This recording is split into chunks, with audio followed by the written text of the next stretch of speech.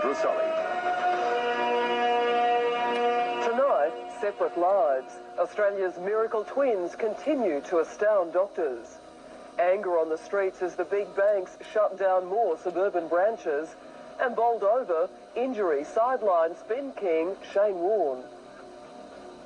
Good evening. First tonight, medical experts are still astounded by Brisbane Siamese twins. They're making a remarkable recovery out of intensive care and feeding just days after the groundbreaking surgery that separated them. That they were born alive was a medical miracle. 6-month-old Monique and Taylor Armstrong are continuing to astound the medical fraternity. Less than 3 days after being surgically separated, the tiny girls are out of intensive care and recovering in a general ward at Brisbane's Royal Children's Hospital. The arterial and venous lines and those sort of things have been removed, so they're starting to look a bit more normal now. Surgeons are amazed at the girls' rapid progress. Monique and Taylor both strong enough to feed from a bottle. They've both been feeding and really progressing, I think probably would be fair to say much better than anybody anticipated. Since the operation, the girls' young parents from Ipswich have been keeping a bedside vigil. Doctors quick to warn, though, that despite the baby's strong progress, the next 2 weeks will be critical. It's personally very satisfying to know that this has happened in our hospital and that our hospital is a state-of-the-art hospital that is capable of performing this surgery. Congratulations for the doctors and best wishes to the family are pouring in from across the country. There's been lots of general phone calls and people expressing their good wishes, and there's been lots of gifts. The family could set up a teddy bear shop if they had to. Taylor and Monique are currently in a stable condition. Lisa Goddard Rolls, 10 News. Renewed public fury against the banks. This time the National Australia Bank is under fire, accused of deserting customers it's labelled unprofitable. Save our banks! Save our banks! The cry of ordinary people right around Australia as ever more branches close. But the big banks don't want to listen. This National Australia Bank in Drummoyne shutting shop today because it doesn't make enough profit for shareholders. Today it's Drummoyne. Yesterday it was a NAB bank closure in Diamond Valley down in Victoria. But the NAB has closed close to 100 branches over the last 12 months. The banks call these people low-value customers. With mortgages paid off, they have savings accounts, perhaps a credit card. I am angry, but what can I do? Travel to the next suburb, says the National. They can make all these profits and sacrifice jobs and not worry about the public. If they're only interested in their shareholders, they have absolutely no duty to society, and as I said, they've abandoned the frail, the elderly and the aged. Labor has pledged to call the banks to account if it wins power, forcing the focus back on customers. They've been the bread and butter for these banks over many decades in communities. They deserve some consideration. The National Australia Bank chose not to comment on camera. Just a week ago, it announced more fee increases, with yet another 100 branches to be lost over the next year. As more branches close, the banks continue to make big profits. The National Australia made $2.8 billion last year, and it's hoping to make even more. And the latest results are announced next week. John Hill, 10 News. Australia's largest health fund is being taken to court over an ad campaign to get people to sign up before July the 1st. Medibank Private is accused of false and deceptive advertising by the Australian Competition and Consumer Commission. It's alleged the fund wrongly claimed there would be no rate increase this year for its Package Plus, and offers to waive waiting periods were misleading. To firstly stop wrongful conduct, we want them to give refunds to any consumers who were misled. A number of other funds are also under investigation. Australia's spin wizard Shane Warne is out of the game until Christmas. Doctors have confirmed he has badly fractured the finger he uses for his deadly spin, and he's not likely to take the field again before the international test on Boxing Day. This was the moment that Shane Warne dreaded, breaking his spinning finger. It was just something, one of those things that just happen, I suppose. It's the hazards of cricket. It continues a miserable run for Warne. Stripped of the vice-captaincy earlier this year after a phone sex scandal in England and a horror stretch of injuries which has seen his shoulder reconstructed and knee surgery last month. Another appointment with the surgeon will be necessary to repair the top knuckle on his shattered ring finger. It's, in civil terms, it's not a bad fracture. The problem is that chain spinning finger and he's a professional cricketer. Everything happens for a reason. Sometimes it's pretty hard to find out what that reason is. The best case scenario now for Australia's leading wicket taker, a return for the 4th test at the MCG on Boxing Day. The Boxing Day test match would be the return, hopefully, but we'll just have to wait and see. If he comes back from this a better bowler, then it's a great credit to him, so it's a real challenge for him now. The injury has opened the door for Stuart MacGill to get back in the test team for the Windies tour starting on November 23rd in Brisbane. Michael Reid, 10 News. Australia has been hailed for staging the best Olympic Games ever. Now the accolades are flowing for the Paralympics that have also seen our athletes reap a record medal haul. Australians have now amassed an incredible 123 medals at the Paralympics, including 50 golds. Great Britain is second on the medal tally with a total of 107, followed by Spain with 94, America 93, China 63. And sports tonight will have all the highlights of today's action right after this bulletin. But stay with us, still ahead in tonight's late news, what's been killing millions of mutton birds around Australia?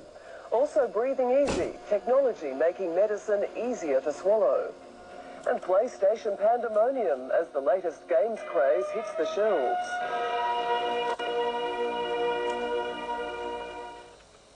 You're watching 10's Late News. In Victoria, protesters are to be compensated for injuries sustained in a police baton charge during a demonstration 7 years ago. But they claim police attitudes have changed little. Hands raised in victory outside a college they couldn't save, but with a message they've waited 7 years to deliver. Be very, very careful about using batons again. And while the mood was a world away from December 1993, the memories remain.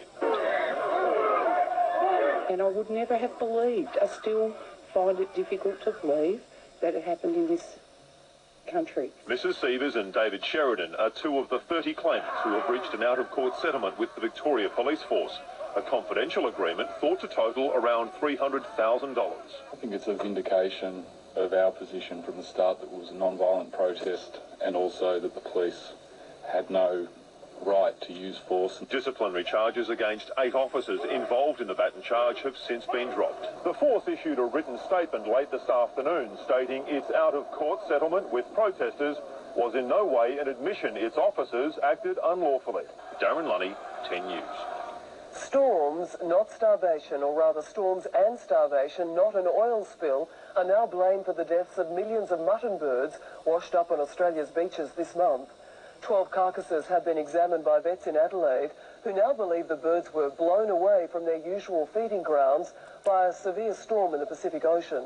More than 1 million of them died during their annual migration from the Northern Hemisphere. Australian researchers are refining inkjet printer technology to make it easier to take your medication. They say it'll take the agony out of the most painful injections. It's the size of a lipstick and is said to revolutionise the way we take medicine. This is the world's first digital microdroplet inhaler for delivering drugs to the deep lung. Inside this prototype is the technology used in inkjet printers. A cartridge form of the prescribed drug is vaporised so the tiny droplets can be inhaled. At the 3 micron size, it goes all the way through the lungs, right down to the very bottom in the air sacs, where it crosses into the bloodstream. And that's good news for those who need regular injections of drugs, including insulin for diabetics, fertility drugs for women, human growth hormones for children, and morphine for cancer patients. People can medicate when they feel the pain coming on, which in cancer patients who need morphine to control their pain, this becomes very important. They can self-medicate as they go through the day. While the drug inhaler will be used for predominantly pharmaceutical purposes, the developers say it may also help smokers quit by delivering controlled amounts of nicotine. Swinburne University experts helped develop the inhaler, complete with a computer chip which stores data for doctors.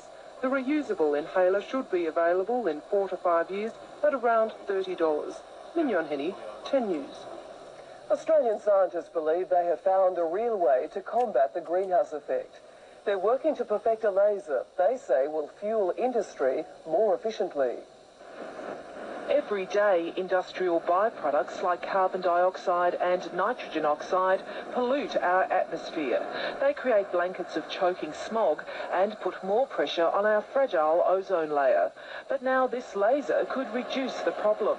Adelaide University is trialling technology to help gas-fired machinery run more efficiently. If a flame is too hot, then it's producing too much nitrogen oxides, and therefore too much emissions. The idea is to get the laser right into the heart of the flame. Data is sent back to a computer which paints a picture of how efficiently the flame is burning. If it isn't burning efficiently, the flame can be altered. By being more efficient, they produce less greenhouse gases. Which means a huge saving in fuel bills. They can increase output, reduce fuel consumption. It can save them 5%, say, in their fuel bill. It may then translate into a 5% increase in production. So it can have a huge impact on their bottom line. Trials will continue here for at least the next 2 years. The university then plans to build a portable laser machine that can be used at industrial sites around the world.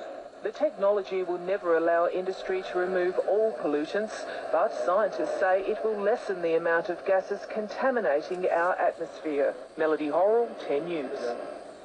Still ahead in tonight's late news, renewed anger in Russia over the Kursk submarine debacle. Another ambitious plan to land on Mars. And in sports tonight, Leighton Hewitt through to the quarterfinals of the Swiss Indoor Championships. You're watching the late news. Prime Minister John Howard has set aside domestic problems to tackle diplomacy in the South Pacific. He's in the tiny island nation of Kiribati for a summit considered crucial following recent upheavals in the region. One of the most remote places on Earth provided a nice change for John Howard, being greeted by smiling faces and flowers rather than peppered with questions about phone cards. Very nice to be in your country. Welcome. Thank you very much. The Coral Atoll is home to the South Pacific Forum for the next 4 days, a particularly crucial time after the failed coup in Fiji and civil war in the Solomons. There is a general view amongst leaders that we should reinforce our commitment to democratic processes, to make it plain that military coups are not the Pacific way. But there will be reminders, including a difficult meeting with Fiji's new Prime Minister, undemocratically appointed after the coup, and hints of trouble to come, a delegation of leaders wanting independence for West Papua, an Indonesian province. There should be a lot of sympathy in terms of the cultural component of the issue. If West Papua were to try to separate from Indonesia, there would be a bloodbath. Believe me, it would be a bloodbath. Alarm bells are also ringing over environmental issues, a Greenpeace report predicting widespread destruction of coral reefs over the next 20 years. We must take steps to address the basic problem here, and that is the rate at which the planet appears to be warming. Sue Fitzpatrick, 10 News. A new wave of grief and rage in Russia after the release of the tragic message from beyond the watery grave of the nuclear submarine Kursk. The handwritten note reveals more than 20 sailors survived 2 huge explosions, only to suffer a slow, agonizing death. 27-year-old Dmitry Kolesnikov was a proud submariner following his father into the Navy. Here on home video shot only a few months ago, he says it's an honour to be serving here, and it's here on board the Kursk he died. His last message, retrieved by divers, was a note, scribbled as the sub blasted open, filled with icy water. Most of his 117 shipmates already dead. There are 23 here, he wrote. None of us have been able to get out. Dmitry and the other survivors had scrambled to the back of the crippled Kursk as it plunged 108 metres below the surface of the Barents Sea. They desperately tried to force an escape hatch open, but it wouldn't budge. At that point, the note ends. Dmitry saying, "I'm writing blind." He and his mates then waited in darkness for a rescue that never came. His widow, Irina, says when her husband of only a few months left her for the last time, he had had a premonition of death and had given her his identity tags. I love him very much. I want to see him, and I want to read his letter. 4 bodies have been removed from the Kursk so far. Russia now holding its breath to see if the wreck yields more bodies, more about their final hours, and more contradictions with the official version of the tragedy. Andrew Bell, 10 News. Ambitious plans to kickstart NASA's ailing Mars Explorer program. After last year's loss of 2 Red Planet probes, the American Space Agency is linking up with the French. They will send 8 or more probes to Mars over the next 2 decades to search for evidence of water or life. The first mission that can return samples of Martian soil or rock could be launched as soon as 2011. The wait is finally over for hordes of computer games fans, with the arrival of Sony's PlayStation 2. But supply isn't expected to meet demand amid rumours it's a publicity stunt to increase the hype. I got exactly 27 games, all right? If someone broke in front of someone, I have nothing to do with that. We're all grown people out here, all right? These people lay on the cold footpath all night in the name of fun. And that's all in the name of a game. I stood here since 9 o'clock last night. Well, for the PlayStation 2, of course. The new generation Sony PlayStation uses a supercharged graphics chip called the Emotion Engine, which pumps out up to 75 million picture elements per second. It's an awesome system, that's all I can say. It's a long way from the old PlayStation to the new. Usually when it has better look, it's better. Selling here at 600 Australian dollars, the PS2 can also play DVD movies and music CDs. Sony hopes it will eventually become a family's key digital entertainment centre. That's if everyone can get one.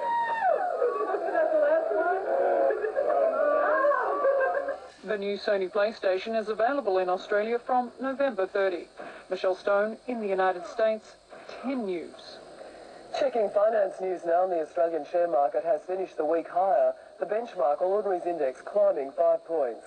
Of our leading stocks, News Corp regained 41 cents, Telstra lost 15, while BHP added 20. A bad day for the banks, the Commonwealth losing 41 cents, ANZ 34, Westpac falling 14.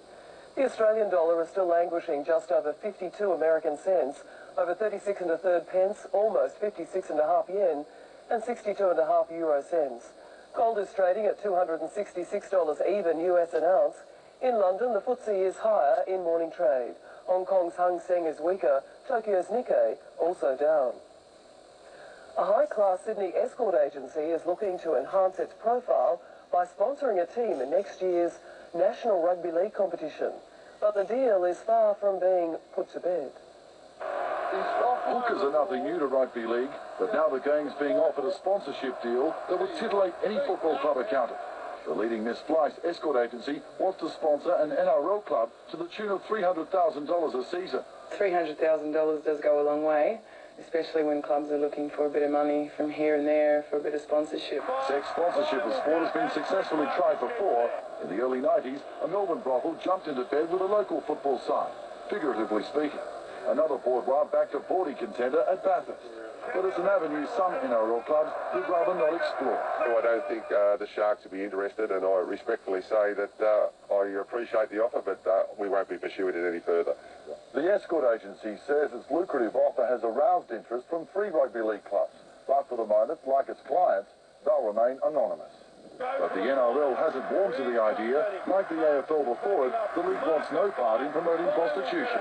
Quite simply, it won't happen. That's not the sort of fit that we see for the NRL. I guess the first thing that they think of is sex, maybe, but our company is a bit more than that. The escort agency hopes the league will have a change of heart. In the meantime, it's considering sponsoring other sports like motor racing. Sean Pewings, 10 News. I'll have the all-important weekend weather forecast next, then Matthew White will have all the real sport in the Friday night edition of Sports Tonight. Thank you, Sandra. Tonight, the Australian women basketballers go for gold at the Paralympics. Also, the Cox Plate, and the Yankees claim their 3rd straight World Series.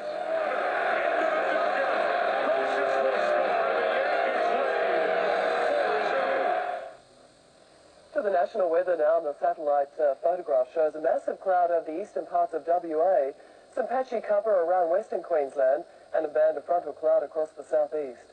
To the synoptic chart, and a high-pressure system should be centred to the south of Adelaide tomorrow. reaching across much of southeastern and central Australia, while that low in the southern Tasman should continue to dominate conditions in both the west and north of the continent. So tomorrow, mostly fine conditions forecast for Cairns, a late shower or thunderstorm around Townsville, fine for Brisbane, chance of a shower in Sydney.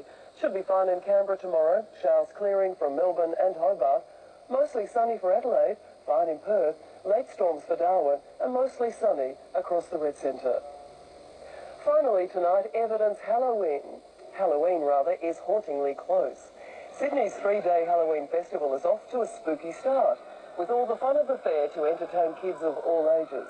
All money raised from the jack-o'-lantern carving stations goes to the Humour Foundation, which operates the Clown Doctor program in children's hospitals in Sydney, Melbourne and Brisbane.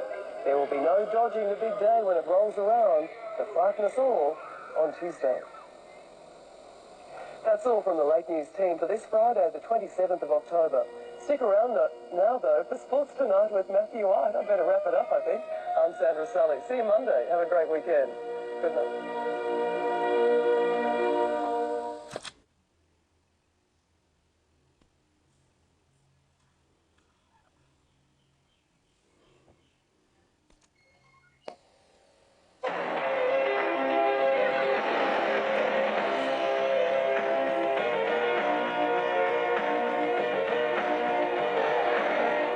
Sports Tonight, just another golden day at the Paralympics. Another world record.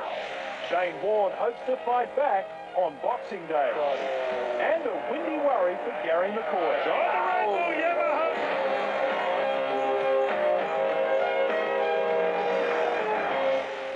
Hello, I'm Matthew White. Welcome to the 1 hour show where tonight we'll devote our second half hour to finding you a winner at the weekend's races. Of course, it's Cox Plate time, one of the great races on the turfing calendar, and not many punters are willing to tip against Sunline. A special racing wrap later in the show. Also, the Yankees repeat the World Series. And Friday night is when we learn to laugh at ourselves and others in the plays of the week. Ah, yes, even knows how to play the fans. Look at that. First up, Australia's women's wheelchair basketball team has broken through for its first Paralympic medal. It wasn't the gold they dreamed of, but the Gliders were up against a team that doesn't know how to lose. For 8 years, Canada has dominated international competition, unbeaten at both the Paralympics and World Championships. Their class showing midway through the first half, keeping the Australians scoreless for 5 minutes. Shot clock down to 8. Colvin fires and hits. The Canadians on a 15-4 scoring run go to half-time with a 23-13 lead. The Gliders coming back from the break with promise. Carter along the baseline. Yes! Liesl Tesh giving her team some hope of a fight back, but the Canadians proved it's hard to break a winning habit. On the harbour, sailors were doing a double take, but the Mermaids' loyalties didn't affect the Australian sonar crew, Noel Robbins, Jamie Dunross and Graham Martin taking the gold. And our cycling team's gold medal tally reached 10. Mark Laflowick, a 13-second winner in the tricycle time trial. Peter Homan taking the 20k event. At the track, a 4th gold medal for Tim Sullivan in the T38 400 metres event for athletes with cerebral palsy. The time 50.31, another world record. Sullivan taking more than 2 seconds off the old mark. His success following an emotional afternoon for Australia's track and field team. 5 times Paralympian John Eden announcing his retirement. The 45-year-old says the Paralympics saved his life after he lost his leg in a motorbike accident. And I just thought life was finished. I didn't know where to go, what to do. And I had a couple of years on what I call pity lane, self-pity lane, where the drugs and alcohol were my best mates, and I really didn't think I'd be where I am today. Last night, Eden's autistic teammate Lisa Lorenz leapt her way to the podium, a 3rd gold medal for the athlete who's inspired by big cats. I relate really well to animals. That's why I think of myself as a cheetah, and they're such magnificent animals. I would hate to see them go. A golden hat-trick too for Greg Smith, this time in the wheelchair 1500 metres, and he's still got the marathon to come. And last night at the Aquatic Centre, another milestone for Canberra teenager Siobhan Payton, equalling the record for the greatest haul of gold medals at a single Games. 5 gold medals for Siobhan Payton at a new world record. 2 minutes 14. And the silver medal from the basketball takes Australia's overall tally to 124 now. The final score, Canada 46, Australia 27. Among today's other Australian winners, Julie Higgins with her second equestrian gold. So add one more to that. Shane Warne is looking at a comeback Christmas this year, hoping to return to Test cricket on Boxing Day. Warne has confirmed his broken finger will keep him out of the first 3 tests against the Windies. It looks so simple. A regulation catch at first slip to dismiss Test teammate Mark Waugh that went oh so wrong. Should have caught it better than I did. It was just something, one of those things that just happened, I suppose. It's hazards of cricket. It's obviously very disappointing just the way it happened, but I didn't just break it either. I've obviously done a bit more than just a little break. It continues a miserable run for Warne, stripped of the vice-captaincy earlier this year after a phone sex scandal in England and a horror stretch of injuries which have seen his shoulder reconstructed and knee surgery last month. Another appointment with the surgeon will be set following stumps tomorrow night to repair the top knuckle on his shattered ring finger. My football and cricket and everything, I never usually had any injuries for the first 10 years of my sporting career. The last 3 or 4 I've had a lot. So I've got 10 fingers. It just happened to be the spinning finger, the one I've already had an operation on. So, you know, everything happens for a reason. Sometimes it's pretty hard to find out what that reason is. It's, in civil terms, it's not a bad fracture. The problem is that it's in Shane's spinning finger and he's a professional cricketer. The best case scenario now for Australia's leading wicket taker, a return for the 4th test at the MCG on Boxing Day. The Boxing Day test match would be the return, hopefully, but we'll just have to wait and see how it heals, and as I said before, see how it responds to treatment. If he comes back from this a better bowler, then it's a great credit to him, so it's a real challenge for him now. The injury opening the door for Waugh's New South Wales teammate Stuart McGill to get back into the test team for the Windies tour, starting on November 23 in Brisbane. Yes, and with Warne injured, New South Wales leg spinner Stewie McGill turned on the pressure to be picked with some timely wickets against Victoria. He claimed 3 for 34 today. The Vicks are in trouble at 6 for 140, 110 runs behind the Blues' first innings. Earlier, Colin Miller raised the selection stakes. He grabbed 4 for 71. In Brisbane, the Tigers are in a strong position at stumps on day 2 of their match against Queensland. The highlight of Tasmania's innings, was Ricky Ponting's double century. Ponting picked up where he left off, taunting the Queensland attack. But his partners were having less luck. Dykes falling victim to Bickle with just 9 added to the overnight tally. Klingeleffer falling to the same fate, becoming Bickle's 250th first-class scalp. That just hardened Ponting's resolve, flying well past his highest tally of 211. But partnerships continue to be a problem as Dale claims Saker for just 4. Ponting following suit on 233 with a contentious direct hit from Andrew Simons in the field. With no third umpire, Tony McQuillan forced to adjudicate from the non-striker's end.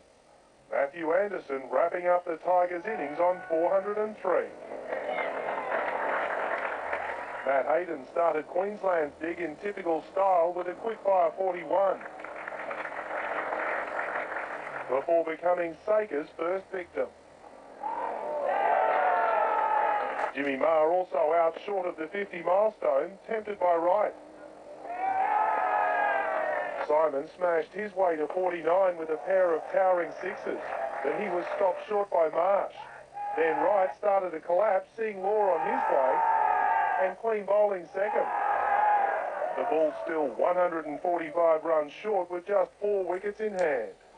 At stumps, the Bulls 6 for 258 and struggling for first innings points, but that scoreboard has Ricky Ponting hovering all over it. His highest first-class score, 233. In Adelaide, the Warriors continued their attack on the Redbacks bowlers on day 2 of their Pura Cup game. The hard hitting intensified when Adam Gilchrist came to the crease. He blasted a century in a session. Now his ton came off just 95 balls, beating teammate Damien Martin to triple figures. despite the fact that Martin had a 58-run head start. WA declared with 480 on the board. In reply, South Australia struggling, 5 for 133 at the end of the day. And the Redbacks still need another 198 runs to avoid the follow-on Deets with 60, Lehman 38. WA paceman Matthew Nicholson picked up 2 wickets in the last over before stumps. And the cricketing Bible, Wisden, has named Steve Waugh the Cricketer of the Year. Fittingly, Waugh was presented the award by last year's winner and New South Wales teammate Glenn McGrath. In a history-making 12 months for the national team, Waugh says the honour is more about team than personal achievement. I had some good performances there and a couple of big hundreds, but a few low scores in between. But I was pleased with the way the team went, and I guess I was pleased with the captaincy, so perhaps that counted in the overall vote. Stay with us after the break on Sports Tonight, qualifying for the 500s at Phillip Island. 3 times he's blown the rest of the field away this season, but today Gary McCoy was blown away by the wind at the Islanders. On the provisional pole, and he crashes out. Opening qualifying from the 500s is next. And one-on-one with swimming ace Matt Welch.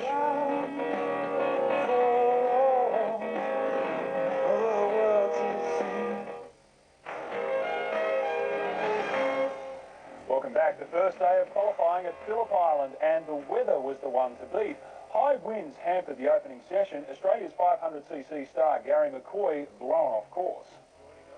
The gloomy outlook brought light rain early in qualifying, but just as the track began drying out, strong winds began playing havoc with the field. Australian hope Gary McCoy, the first victim. On the provisional pole, he crashes out. McCoy, who's earned a reputation for his daredevil riding style, was helpless as the heavy gust sent his Yamaha into a high-speed slide 12 minutes into the session. It's quite easy to do down there, and in winds like this, it's pretty hard, you know.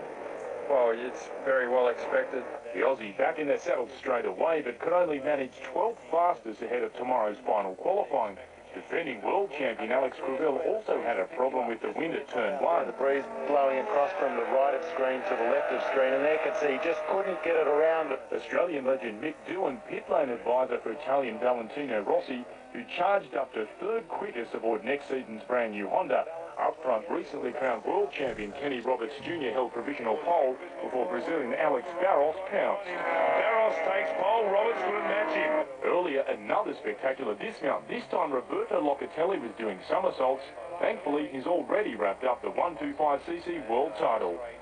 And Billy Woods and the team are at the island for Network 10's complete race coverage right across the weekend. Starts tomorrow afternoon and a full day Sunday. Please check your guides for the times there. The Wallabies tour of Japan and Europe has received a setback. Winger Ben Chun is returning home after being forced out with injury. Ben Chun will be out until next year's Super 12, the talented winger failing to complete the Wallabies' first training session in Japan. He trained particularly well at Coffs Harbour and was recuperating after every session, but when he came over here, the first session he had, he's broken down. The Queenslander aggravated the injured right ankle, which sidelined him for most of the year. With all these important games throughout the year, I desperately wanted to be a part of them, and I guess, you know, after losing the test spot, I really wanted to try to regain that test spot. So, you know, we did push it a little bit harder than probably we should have, but, you know, I was happy to do that, and unfortunately, I guess I'm paying a bit of a price for it now, and the fact that I have to go home from this tour. Chun's departure takes the tally of World Cup champions unavailable for the tour to 9, but the squad has been buoyed by an official welcome from Japanese Prime Minister Yoshiro Mori, who used to play rugby himself. It's the first time that a serving Japanese Prime Minister has visited the Australian Embassy in Tokyo. The Wallabies play at Japanese President's 15 tomorrow before flying to Europe for test matches against France, Scotland and England. Don't expect too many fireworks in the NBL tomorrow night when the Kings play the 36ers and Shane Heal takes the court against Brett Maher. Maher was given only minimal time at the Olympics and later claimed that he wouldn't play again under Barry Barnes. Statements that at the time upset a few boomers, including Heal. Now, Hammer fueled the situation by yesterday challenging Maher to take him on, but today, more diplomatic. My comments in the Sydney press were putting the fire out a little bit, saying we really don't match up against each other. I'll probably play on Brett, but he doesn't usually play on me. just one game in tonight's NBL. The Hawks too good for the Titans in a close one. Wollongong by 7 points. Melvin Thomas top scored with 31 points. National Soccer League and the Kings thrashed the Newcastle Breakers tonight in Auckland. The 5-1 victory has pushed the Kings to the top of the ladder at the start of round 3. In tonight's other game, Parramatta at home in a comfortable win over Brisbane. Well, some good news for the Women's National Basketball League, with the Melbourne Tigers putting together a financial rescue package to stay in the competition. They still haven't released details of a new sponsor, but the Tigers have been given the go-ahead by the WNBL. 2 days ago, players and those close to the Melbourne Tigers were in tears of what they assumed would be the end of an era for women's basketball.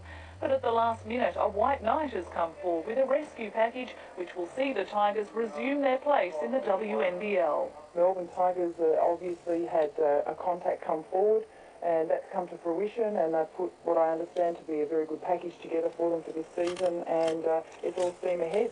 An official announcement and details of the new sponsor is expected on the weekend. Ironically, the league was also on the verge of announcing plans for a US-funded team to take the place of the Tigers in Melbourne. We've obviously had to tell them the news about Melbourne Tigers. They are very happy for us, a little bit disappointed because they have certainly put a lot of effort and some funding in place ready to underwrite a Melbourne team. It would have been called Melbourne Tigers. And obviously we were sort of preparing that announcement when Melbourne Tigers came to us. Well, first it was silver at the Olympics, then a short course world record to back it up. By now you should definitely know that Matt Welsh is one hell of a swimmer. But it seems we didn't know that Welsh wasn't always destined for life in the fast lanes. Well, thanks, Matt. And joining us is one of Australian swimming's unique stories. Matt Welsh took up swimming when he was 18, and 5 years later he's won 3 Olympic medals and owns a world record. Matt, why did you take up swimming at an age where most people are retiring? Well, I guess it wasn't really part of the plan. I just took up swimming to fill in a bit of time. I joined a lot of sports, a lot of clubs to keep myself entertained. But since then, swimming has taken off and it's taken me all the way to the Olympics. Look, you focused on backstroke, which really isn't one of the strokes that Aussie kids seem to focus on. Why take up backstroke? I started off with butterfly. I had a very good leg base from all my land-based sports, and my kick in the butterfly was very strong, and that kept me going. But seeing the level of competition that I had in front of me, when everyone had such good upper body strength, I thought I'd change over to backstroke, which was part of my training program anyway. So my backstroke times got faster and faster, and it became very clear to me that when I started making Australian teams in backstroke rather than butterfly, that I should continue and do some more work in backstroke, and it's taken me here. Well, it certainly paid off, not just at the Olympics, but at the recent short course titles in Melbourne. You broke a world record in the 200 metres. How hard was it to focus on that so soon after the Olympics, where you dealt with all the hype from the Sydney Games? Yeah, it was definitely a challenge, but it was probably the best thing for me. A lot of people were suffering from post-Olympics depression, as they like to call it, and the best thing for me was just to get back in the pool, get some training done, keep in touch with the water. Paralympians are winning a lot of gold in the pool at the moment. Have you been watching, especially Siobhan Patton, who's been outstanding with 5 gold? Yeah, absolutely. I've sent off a few hero faxes to them and said, you know, good luck to you all, and swim well, especially to the backstrokers. So hopefully they're knowing that we're all watching them and doing very well, obviously. Just finally, Athens 2004 seems a long way away, but how are you preparing for that, in your mind at least? Yeah, it does seem like a long way away, and to me it really is. Thinking back to 96, the amount of things that have happened to me from 96, when Sydney was announced as the host city for the 2000 Games, I wasn't even swimming. So a lot of things have happened since then, and then 96, and then 2000. So 2004 is a lot of time to make up the ground that I've got to make up, and to learn a few more lessons that I guess I need to learn, and hopefully come away with a few more medals at Athens. Make sure you stick around. Coming up next, the World Series, where at least half of New York is celebrating. It's beautiful. New York, baby. Yankees rule, baby. Woo! International sport covering soccer, basketball, and golf. Another birdie. So 3 in a row. And remember, later we'll preview the Cox Plate with a complete Sports Tonight Turf Tour. As the conscience shows, as the sweet breeze blows.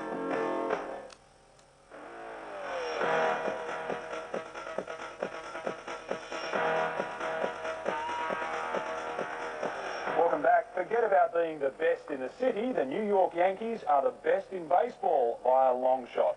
The Yanks wrapped up the Subway Series against the Mets, winning Game 5 4-2. It's their third straight World Series, the first team to three-peat in almost 25 years. The Yankees stepped out in enemy territory for Game 5 looking for a quick start and got it thanks to Bernie Williams.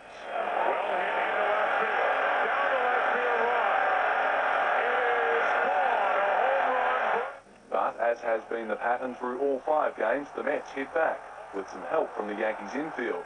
The Mets scored 2 quick runs to reignite the faith of the home crowd and led the game 2-1.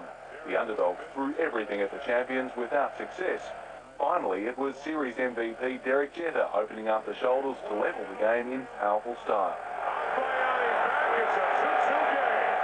Mets pitcher Al Leiter was looming as the hero, but then in the 9th and final innings, journeyman Luis Sojo stepped up for the Yankees and wrote himself into the history books.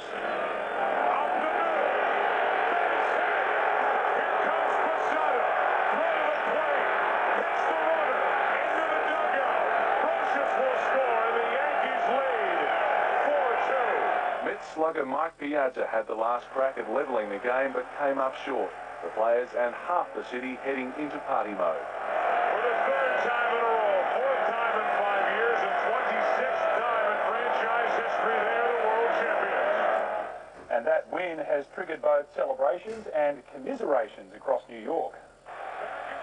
With this catch, the Yankees secured their 3rd consecutive World Series title and started unstoppable parties across the Bronx. New York is known as the city that never sleeps, and Yankees fans are determined to see it live up to the reputation. The players also joined in. This is better than ever, you know, because all year we were counted out. You guys are too old. Y'all aren't playing good enough. But you know what?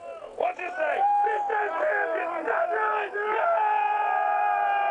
For some Mets fans, it was all a little too much to deal with, but some managed to articulate their emotions.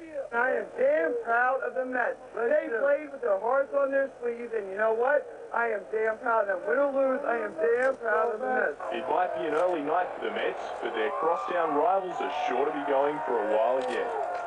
On to tennis, and Leighton Hewitt is through to the quarterfinals of the Swiss Indoor Championships.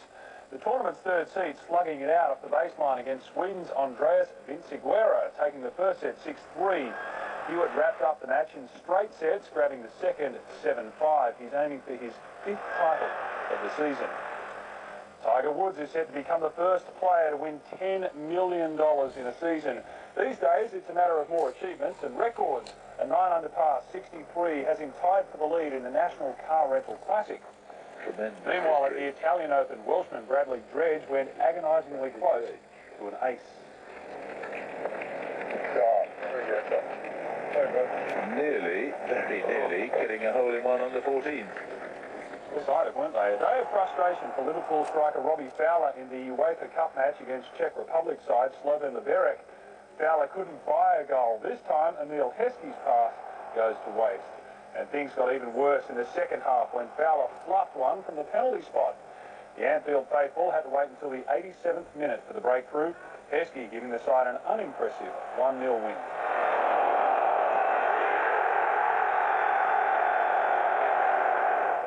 The NBA preseason continues. Detroit taking on Minnesota as they complete their preparations. The Pistons fired to an early lead, holding a 6-point margin at the half, but a 12-point turnaround in the 3rd quarter saw the T-Wolves take back the lead, which they held to the end. Kevin Garnett sealing the victory.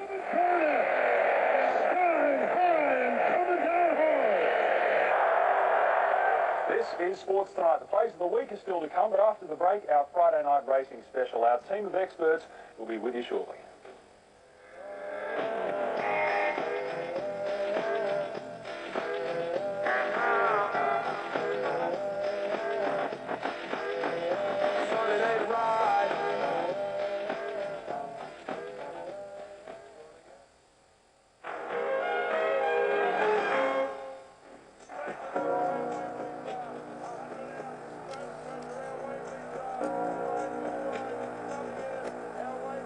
They make legends in this race. Race will be the week line in one, Elodie. names forever etched in the history of the turf. Hagel wins the Cox Plate ahead to Mahogany. The Cox Plate has crowned kings and conquerors Might and power, the big champ, joins the greats of the turf. and queens. Sunlight will hold on and win all the way. Tomorrow we find out if history repeats. It's billed as the greatest 2 minutes in sport, the BMW Cox Plate. If the Kiwi steam engine Sunline can repeat her heroics of 12 months ago, well, tomorrow will be something of a coronation. For the Queen of the Turf will be crowned as the greatest race mare of all time. To do that, she'll have to beat the best field assembled since 1992, and superimposed, saluted, and that's the way it should be for the Weight for Age Championship of Australasia.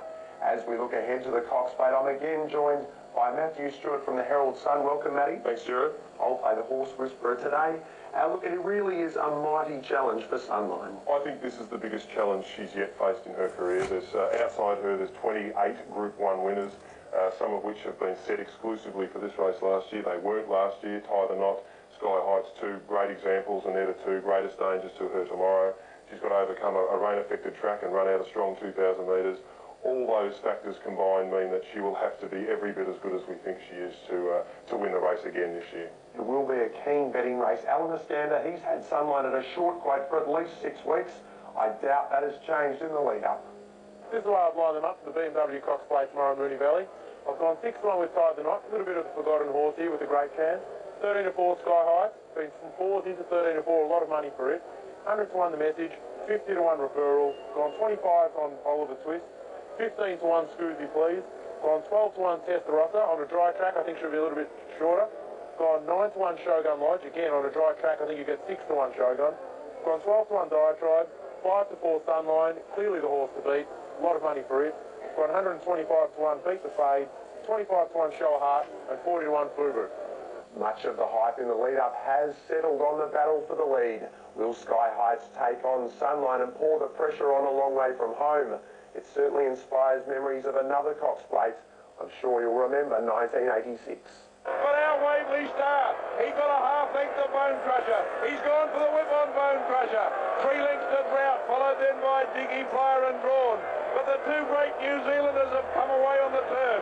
Our Waverley Star, a half length Bone Crusher. The big red won't give in. Drought running on. Bone Crusher responds to the whip. The roars of the crowd. He races up to our Waverley Star. 100 out. Bone Crusher, our Waverley Star. Stride for stride. Nothing in it. Our Waverley Star, the rails, Bone Crusher the outside, and Bone Crusher races into equine immortality. Well, Matty, it's no wonder that's called the race of the century. In a way, it was the race that put the Cox Plate on the world, certainly on the Australasian map and on the world map. It still remains, I think, the greatest contest I've ever seen, and I think most people that were there that day, even those who weren't, would remember it as the greatest tussle we've ever seen on a racecourse in Australia. There is a real chance that tomorrow might provide something similar with Sunline and Sky Heights. Would you agree with that? I agree with it, and certainly Glenn Boss does. At a press conference today, he certainly didn't hold back when revealing his tactics. The eyeball that you mentioned, that's exactly what he intends to do, providing Sky Heights can get away from the gates, and that's the proviso. If Sky Heights doesn't get away, all those plans go out the window, but he's certainly not going to let Sunline get too far away. She won't be 2 lengths in front of me having an easy run, I'll give you the tip. That's as plain and simple as I can put it. She won't be having a soft run in front, because if there's a kink in her armour, I think it might be at the 2,000. I know she's got a great record around the valley. He's only had the one run around the valley, my horse. But I think this is the type of horse that can really stick it to any horse over 2,000 metres, whether it be Sunline, Tie the Knot, Shogun Lodge, Test Race, all those good horses in the race. And Shogun Lodge has got a brilliant turn of foot. And to show that turn of foot that he possesses, he's got to have a good track to do it. In your heart, do you rate him a real winning chance? Yes, I do, yes. You know, luck plays a big part of it as well, but yeah, I think he's one of the ones that can win, yes. 15 Lawson's right, Testarossa's owner, John Capellan, well, he's promised to kiss the backside of his horse, and I'm sure we'll see scenes reminiscent of Nick Moratis when Might and Power won. It's a daunting prospect, isn't it? Big John Capellan planning his kisses on Testarossa's backside. I don't think it'll be necessary though, because I really don't think, unless there's major carnage in the race, that Testarossa can win. I just doubt him with the weight conditions this year as a 4-year-old that he's really good enough to beat Sunline at Sky Heights. Now, one Horse who won't care what the track is Sunline, the favourite. Look, she's unbeaten here in 4 runs, and just as we talk through this, we'll show you a couple of those, including the Moonee Valley Oaks, the Manicato and the Fian. She's unbeaten in the wet. She is definitely deserving of her favouritism. There's no doubt she's been favourite from the moment the markets opened about 2 or 3 months ago for the Cox Plate. She's just a great racehorse. There's no doubt about that. She's won the Cox Plate before. Having said that, this is her acid test. As wonderful as her career has been, this is the acid test for her. There's no doubt about that. As we said earlier, there's horses that have been exclusively set for this race this year that weren't last year. There's enough against her to suggest she's vulnerable, but on top of that, she's the best mare we've ever seen. Well, let's go back and relive her Cox Plate glory of 12 months ago. Sunline 3 in front, tie the knot, wearing it down. Sunline in front, tie the knot, ducks in, and New Zealand takes the Cox Plate with Sunline. She's been fantastic mare all the way through. There's only been once that she hasn't earned a check, so you can't take anything away from her. She is one of the best around. She's a mare that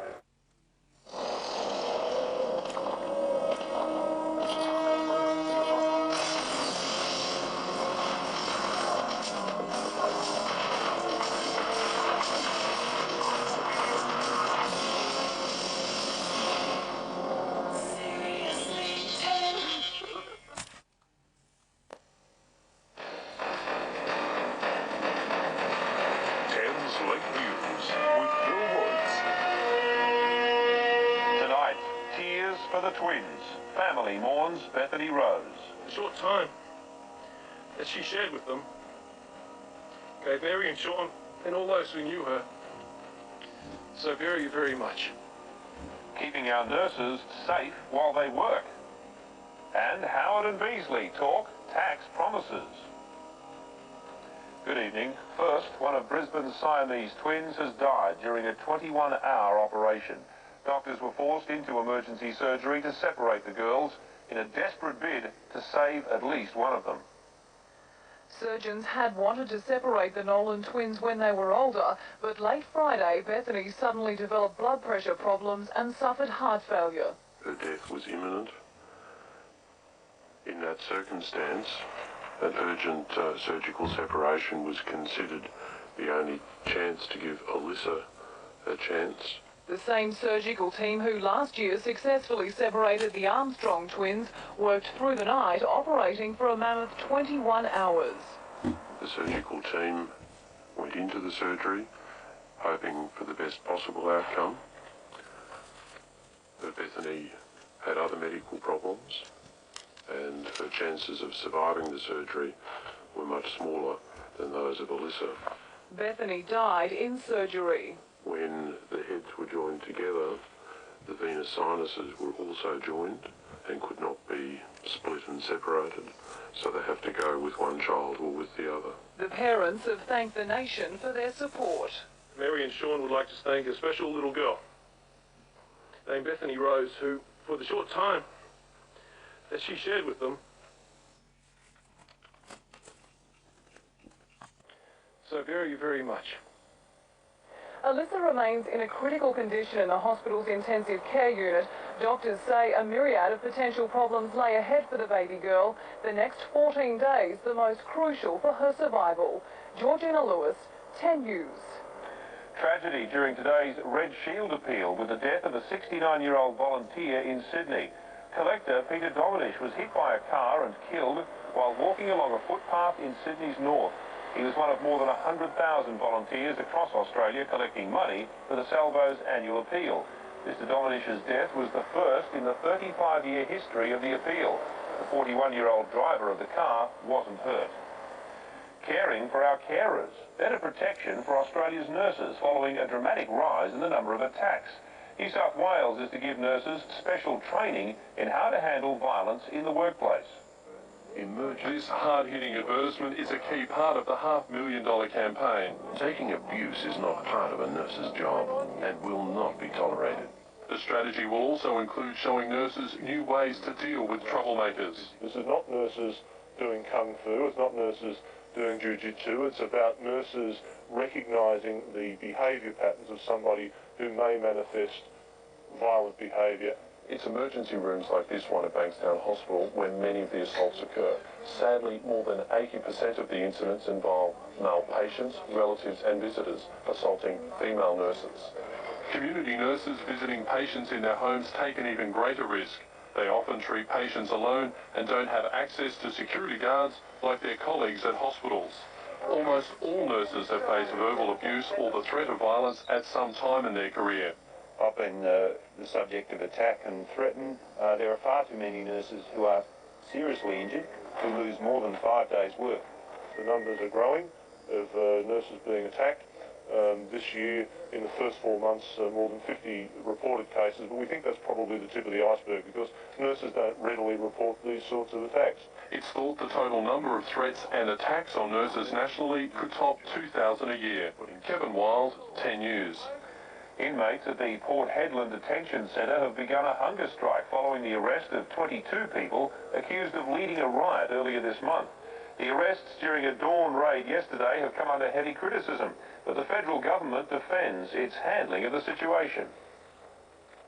I reject outright any criticism of the way this operation was handled. All throughout we had interpreters, medical staff who were present. Prime Minister Howard's turning up the heat on the opposition over tax. His latest promise, no rise in the Medicare levy or petrol excise. John Howard's fighting to turn a tidal wave of voter anger back from his GST. Again today, seizing on Labor Senator Stephen Conroy's musings that Kim Beazley may have to raise some taxes to pay for their policies. Mr Beazley said he made a mistake. Made a mistake? He didn't make a mistake. Such taunts have driven the opposition leader to promise not to raise income tax. But what about other taxes? Kim Beazley says he won't make promises he can't keep. And it's also undignified, and I won't be involved in that. The Prime Minister has no such qualms, but an absolute guarantee given Friday has been toned down to... We do not intend to increase tax. But he is willing to set some in stone. I mean income tax, I mean indirect tax, I mean petrol excise, I mean company tax, I mean Medicare levies. The opposition insists John Howard and Peter Costello's record proves they can't be trusted. A similar 1996 pre-election promise has been broken too many times. 63 increases in taxes and new taxes. But in a blow to the Howard government, the first poll since the budget suggests it was a dud. Just 16% of Australians think the budget helped them, 22% feel ignored, and 62% feel no better off. And if there was an election, Labor would have won in a landslide.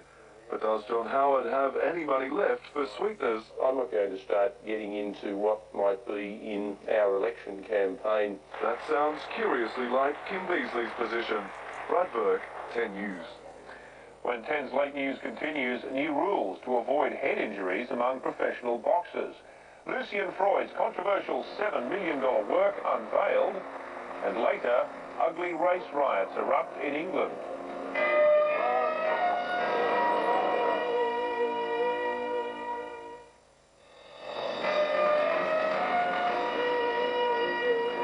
Australia is facing an alarming increase in the incidence of arthritis, and experts say many of those suffering the debilitating disease can't afford the cost of breakthrough drugs.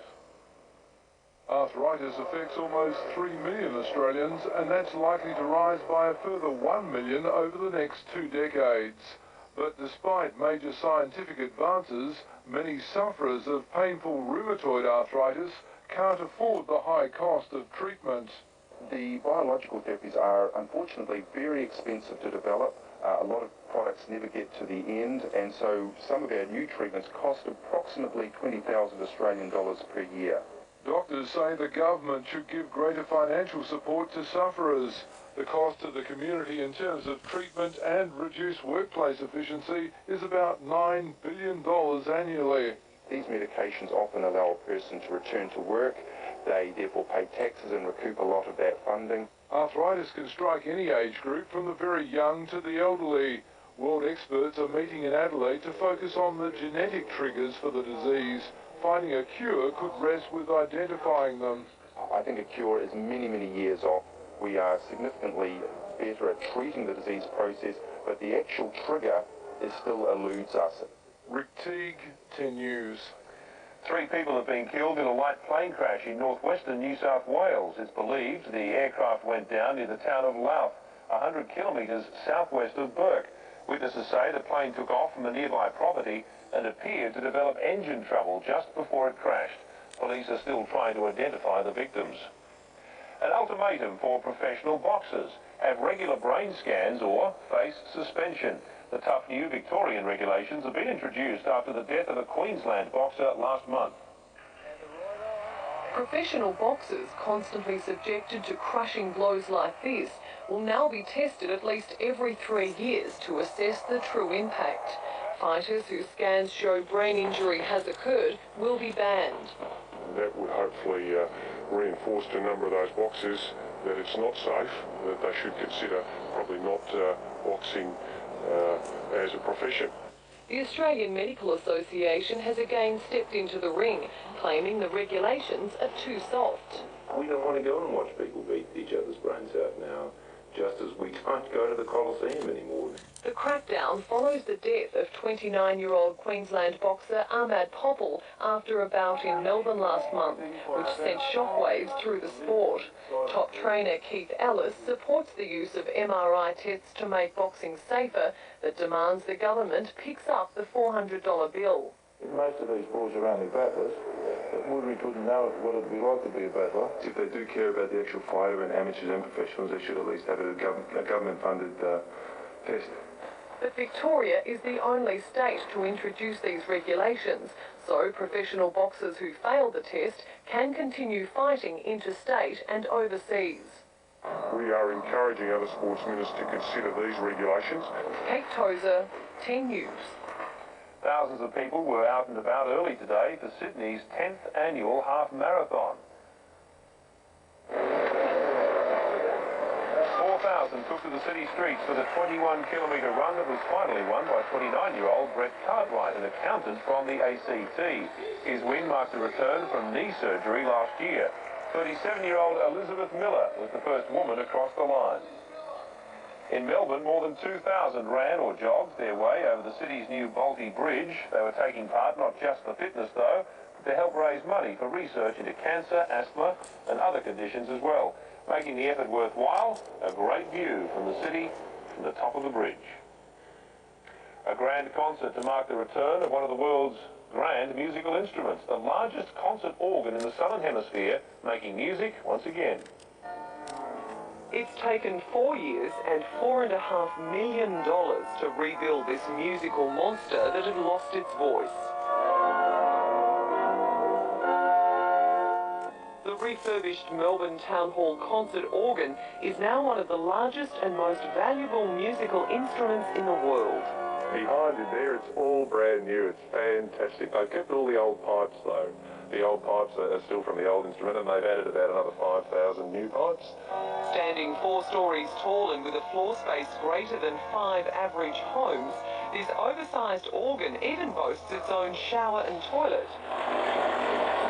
I don't know, but I believe at the time the Melbourne City organist, Dr. Price, who used to perform weekly concerts here, was in his early 60s, and he might have sort of needed to make a last-minute dash before concert.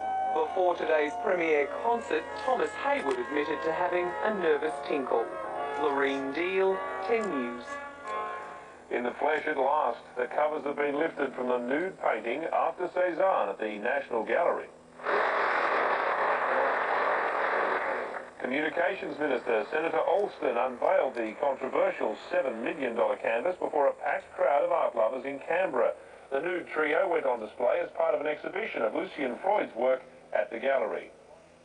Still ahead in the late news, race riots rocked northwest England. Also a warm reception for Aussie model Sarah O'Hare's movie debut. And in sports tonight, Newcastle winger Adam McDougall in doubt for State of Origin 2 because of an ankle injury. Overseas news, and bloody race riots have racked northwest England, leaving 20 police officers in hospital.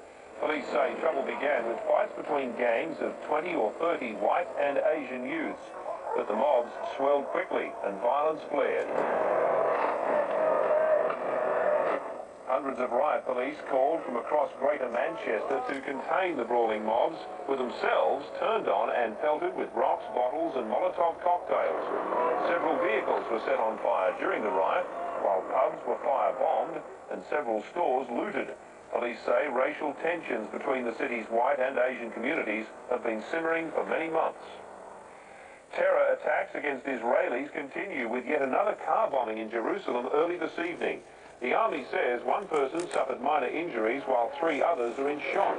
The blast occurred just 200 metres from another attack last night that rocked a popular dining and entertainment sector of Jerusalem. Amazingly, only a few people were slightly injured in that blast. Police say they've found several other devices in the area this weekend. Israel remains in mourning over the collapse of a banquet hall during wedding celebrations in Jerusalem. The search for more bodies or survivors has ended, the death toll standing at 23. Confronted by the horror, one of the 4 owners of the banquet hall brought to the scene this afternoon by police, shown the place where so many had died inside his building. Rescue work still in progress then, Orthodox Jews given special permission to work on their Sabbath, but there were no more survivors to find, no miracles. And for those who lived, there is still the nightmare of remembering. I think that my bed is shaking, and I think the floor is fall down, and all my dreams come to this situation. As the wounded, like him, struggle with their trauma, the recriminations are just beginning. These are days of growing anger. Israelis want to know how dangerous modifications could have been made to this public venue, and why, if the building was so unsafe, was it allowed to remain in use. Still in Israel, and more than 30 soccer fans have been injured in a stampede. Jubilant supporters of the Maccabi Haifa team stormed onto the field after their team scored, and victims were crushed against a fence. At least one of the injured is in a critical condition. The game was abandoned with only a minute to go, the local team leading Tel Aviv 3-2. Boos and jeers for former American President Bill Clinton before he made his first speech in Britain since leaving office. The criticism came at a small town's annual literary festival. In the surrounding hills, there's foot and mouth. AONY's annual literary festival was almost cancelled. Instead, it's bringing much-needed tourist cash to the town. Amid the crowds of book lovers and scores of second-hand bookshops, there's tight security.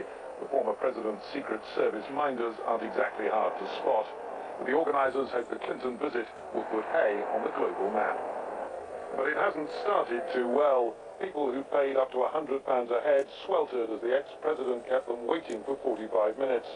When his motorcade finally swept past the crowds outside, it didn't stop. Deprived of the ex-presidential walkabout they'd hoped for, the crowds booed. Inside, he spoke of his experience resolving conflicts around the world, including Northern Ireland and the Middle East. Prosperity was the key to peace, he said. Northern Ireland had it.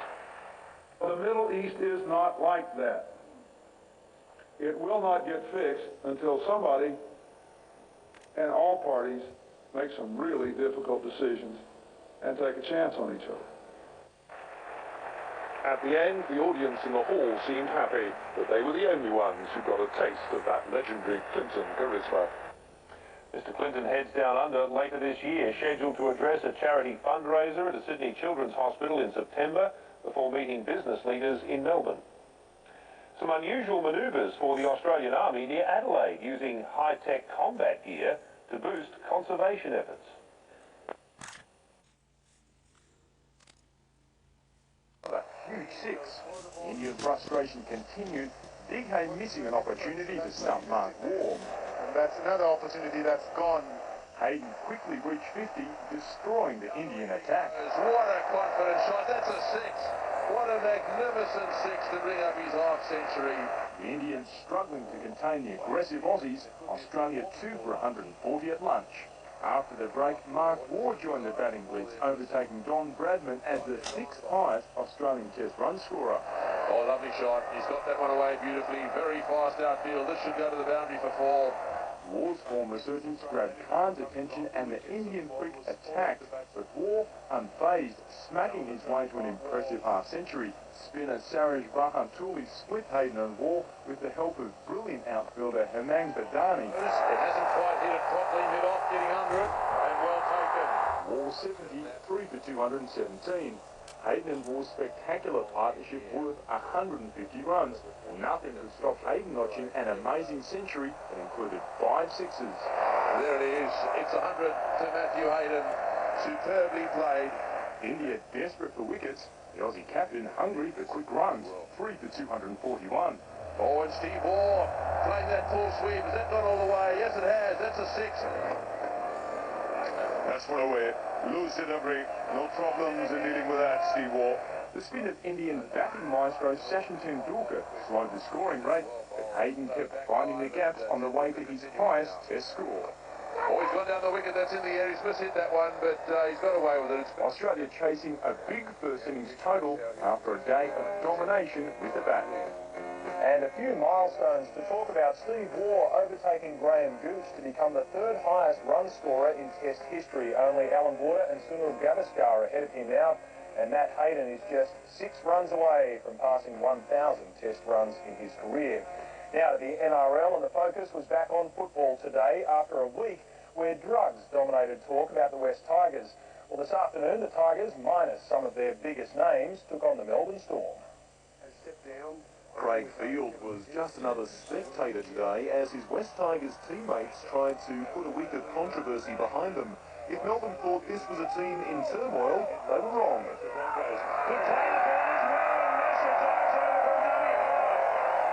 They say out of bad comes good, and coach Terry Lamb seemed to have pulled the troops together in their time of crisis. Simons failed to convert the second try, 14 minutes in, and the home side leading 8-0. Soon after, the Storm struck. Gives it away to Richard Swain, and they're in under the face.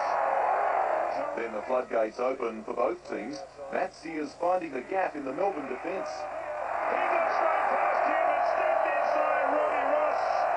Robbie Kearns ensured the Storm stayed in touch with the team's second try, but with the parochial crowd on their side, the Tigers headed to the break with plenty of confidence.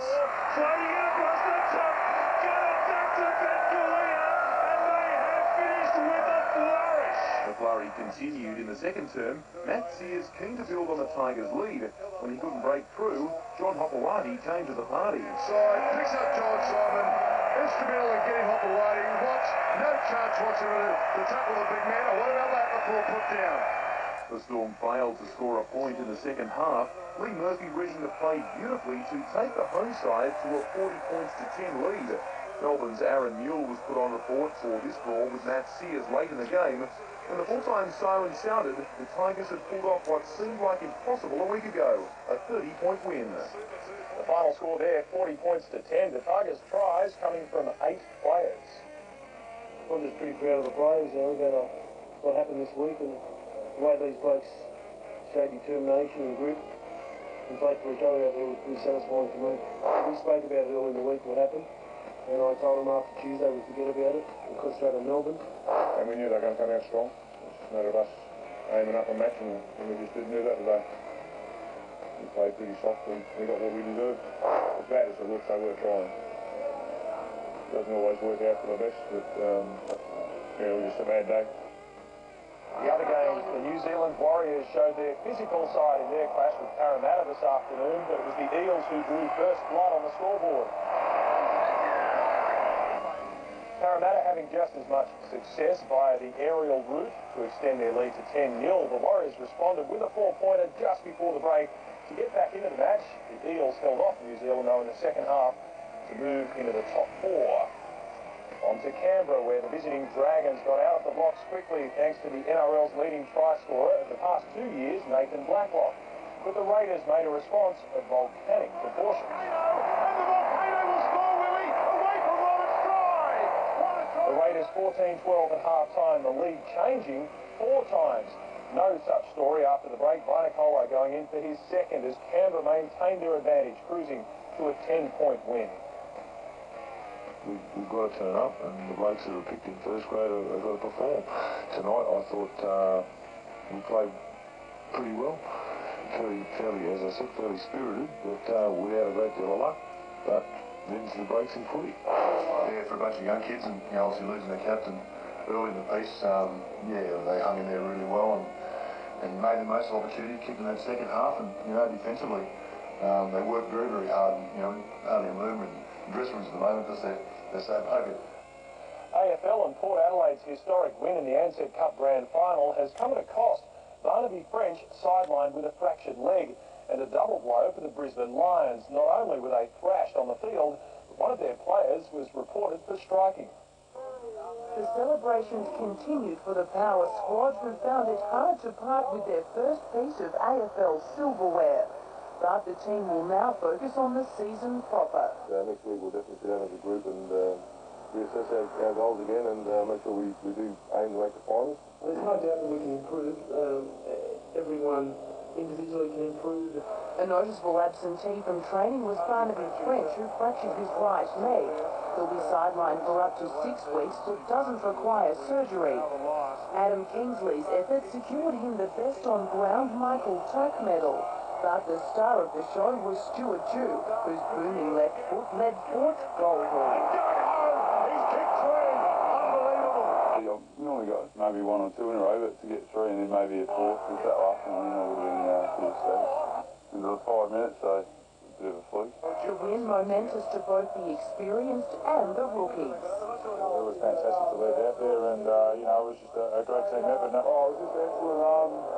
It's a dream come true coming here at the start of the year and play a couple of games, which was the plan, but to win a premiership is just great. A sombre Lions team met with Melbourne supporters today. The shattered side wants to put last night's 85 points thrashing behind them and focus on round 1 when the two sides meet again. Yeah, we didn't really say a whole lot after the game, but we just said in 2 weeks' time we're going to try and go over there and rectify the defeat we had last night. Adding to Brisbane's woes, Chris Scott was reported for allegedly striking Chad Corns in the final quarter. However, skipper Michael Voss will rejoin the side after suffering a corked calf during the semi-final against Hawthorn. This is Sports Tonight. Stick around as we take a spin around the tracks. Motorsport makes its way onto our screens next. The Konica V8 Series at Oran Park. And later, the result of the F1 GP in Malaysia. Plus, Hewitt versus Agassi in the semis at the Masters.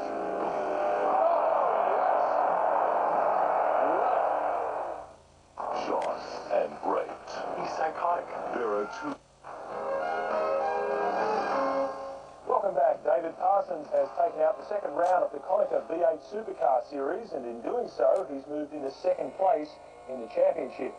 It was a tough day at the office for Leanne Ferrier. Just 3 weeks ago, she became the first female ever to finish on the podium in a V8 supercar race. But she was involved in a collision with Parsons in race 1, and her day went downhill from there. Truckee Parsons, as he's better known, recovered to finish race 1 in 10th. Victories in races 2 and 3 gave him the round win. Simon Wills leads the series by 26 points. Leighton Hewitt has been knocked out at the Tennis Masters at Indian Wells, losing a tight semi to Andre Agassi. Agassi will now play his old sparring partner, Pete Sampras, in the final after Pistol Pete defeated Yevgeny Kafelnikov. Hewitt must have realised he was in trouble with Agassi pulling out some freakish shots.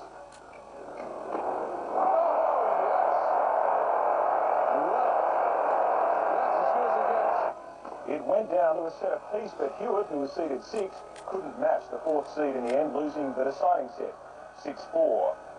Mixed fortunes for Australian Super 12 teams overnight. The Brumbies off the hook for the 2nd week in a row, while the Waratahs' unbeaten streak ended at the hands of the Cats in South Africa.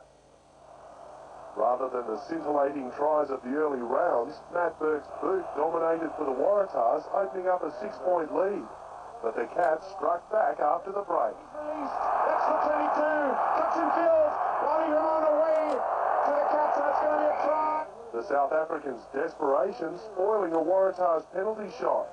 Then they showed their mettle in attack, spreading the ball wide to open up a 19-point buffer. The tackle. Alcock will score. The Waratahs shocked into action with some priceless counter-attack. Scott Staniford's effort in the dying minutes enough to nab the bonus point, but not to overcome the 28-21 deficit.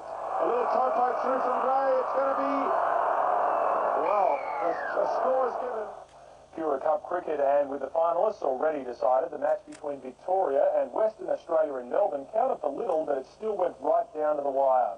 The Warriors began the morning in blazing fashion in an attempt to set the Bushrangers a decent target. Michael Hussey posting a season-high knock of 137. His dismissal prompting the Warriors to declare. Victoria needing 292 off 84 overs. The early wickets of Jason Arnberger and Brad Hodge appeared to ruin any hopes the home team had of victory. Matthew Mott, though, had other ideas. He posted his ton and teamed with youngster Jonathan Moss in a 167-run partnership for the 5th wicket. But when both batsmen fell, the Bushrangers fell agonisingly short of the target. In fact, they were just 5 runs short of the outright win. They'll now set themselves for the final in Brizzy next Friday against the Bulls, full of confidence after a stunning knock of 154.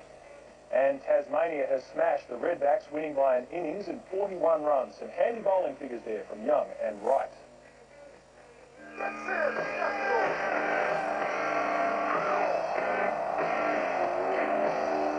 And after the break on Sports Tonight, Sunderland with a big surprise in the Premier League. We've got today in the NBA, and it was a good day to play at home.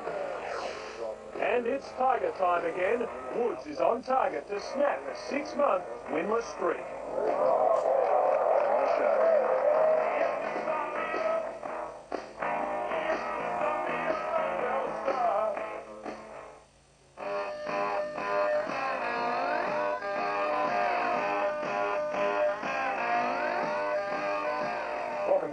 Schumacher has won the Malaysian Formula One Grand Prix, extending his lead in the World Drivers' Championship to 10 points. Schumacher led the field away from pole as his brother Ralph and Ferrari's number 2, Rubens Barrichello, battled for second position. Side, Barrichello blocks him off, and Barrichello right up into second place, but now spinning it goes Ralph Schumacher. Is anybody going to hit him? Ralph Schumacher made a terrific start, but he's lost it. Ralph recovered to finish 5th. Barrichello home second ahead of David Coulthard, and they're now equal second in the Drivers' Championship. Premier League soccer, and Sunderland has beaten Chelsea at Stamford Bridge for the first time in 44 years, sealing the result with 3 second-half goals. Chelsea's Jesper Kroenke nearly opened the scoring after just 9 minutes, but was ruled offside. 5 minutes later, Jimmy Floyd Hasselbank's pass was allowed. Ida Gudjonsson and Marcel Desailly combining, but Sunderland came back. Oh, yes. Tucked away by John Hutchinson. The scores went level for long, Gudjonsson beating the Black Cats' offside trap to put the home side up. Yes. Chelsea back in front. With Chelsea 2-1 up at half-time, the crowd were all shook up. But Don Hutchison changed their tune, the Scotland international slotting his second. And he's put it in. Chelsea manager Claudio Ranieri was feeling the tension, his mood worsening when Hutchison found Gavin McCann. This is McCann. Sunderland are in front for the first time. Sunderland can thank Chelsea's Italian keeper Carlo Cudicini for its 4th, Kevin Phillips cleaning up the mess. Played, oh my goodness. It must be a goal. It is. A crazy goal. Fans hoped for a gripping finish, but it wasn't to be. The Black Cats' second-half hat-trick giving them the win 4-2 and lifting them to 4th in the Premier League. And at Old Trafford, Manchester United broke a 0-0 deadlock with 2 minutes remaining. Mikhail Silvestri sealing the win on full time. The final score, Manchester United 2, Leicester City 0. Among other games, Australian striker Mark Viduka became the fastest goal scorer in Premier League history, putting Leeds up after just 9 seconds. He now has 14 goals for the season, just 2 off the lead. Tiger Woods is on the verge of breaking a 6-month drought on the US PGA Tour. He's got a 1-stroke lead over Sergio Garcia after round 3 of the Bay Hill Invitational in the States. Greg Norman is 4 shots back. Taking a 3-shot lead into the back 9, the defending champion was looking very much like the juggernaut who last year recorded 9 wins and 3 straight majors. I wonder it didn't get tangled up in the flag. But on the easy 16th hole, disaster. This a costly mistake for bogey. Then on the next hole, a spectacular comeback. Yeah. Easily the best shot at 17 all day. Finding the rough on the last, he blasted his way out of trouble. Oh, what a shot. Woods finishing the round in the lead, going for his first victory in 9 PGA events. The 25-year-old scoffing at suggestions he's battling a slump. If you really understand the game of golf, you know that I'm not playing that bad. You know, my stroke average is lower this year. I'm actually playing a little bit better than I was last year at this time. Hot on his heels, Spaniard Sergio Garcia, chasing his first PGA win. Yes. All right. This birdie on the 18th, his second in the last 3 holes, securing his pairing with Woods for the final round. And Greg Norman showing some brilliance of old to pick up 3 shots in 12 holes. The sharp one of 6 players to finish the day 5th on the leaderboard. The NBA in Houston has ended San Antonio's 9-game winning streak, taking the Texan Derby by 4 points. Steve Francis and Coutinho Mobley did the damage for the Rockets, firing 56 points between them. While it was Tim Duncan and David Robinson who dug in for the Spurs, Robinson finishing off a pair of alley-oop passes on his way to 22 points. The win ends Houston's run of 11 losses between the two teams.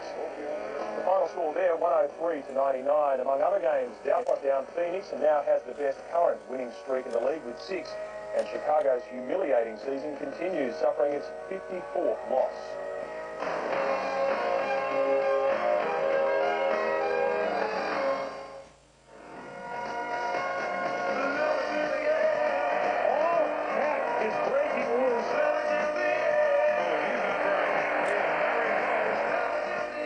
For the play of the day, and what about this one for a good lift? The Waratahs thought they had the points from the Sandpain kick.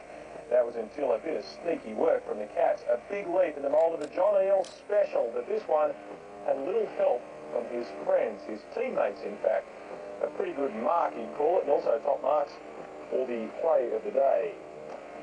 And that is it for now. Sports Tonight continues throughout the week with Tim Webster. I'm Matthew White. I'll see you next time. Good night.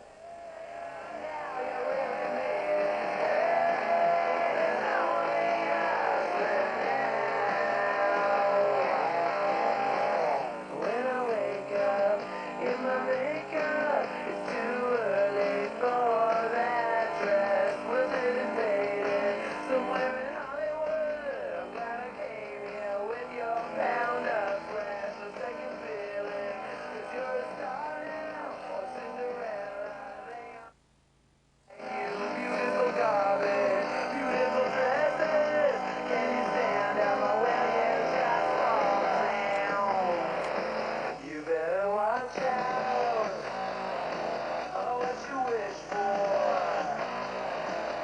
better do it.